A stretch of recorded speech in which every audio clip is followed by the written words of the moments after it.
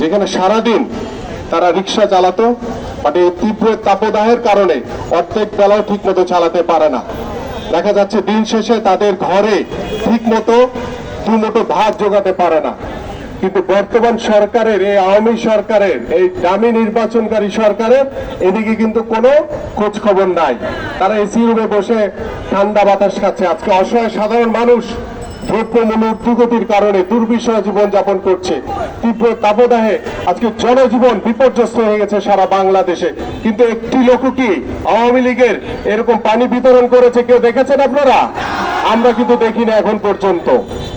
তাই আমরা বিশ্বাস করি বিএনপি জনগণের দল এবং জনগণ আমাদের সাথে রয়েছে, এবং আমাদের যে একদফা দাবি আন্দোলন, গণতন্ত্র পুনরুদ্ধার, বাংলাদেশের জনগণের ভোটের অধিকার নিশ্চিত করা এবং একটি অবাধ নিরপেক্ষ নির্বাচন, যে নির্বাচনের মাধ্যমে জনগণের সরকার প্রতিষ্ঠা হবে, সে প্রত্যাশা ব্যক্ত করে আমি আমার সংক্ষিপ্ত বক্তব্য এখানে শেষ করছি। সবাইকে ধন্যবাদ।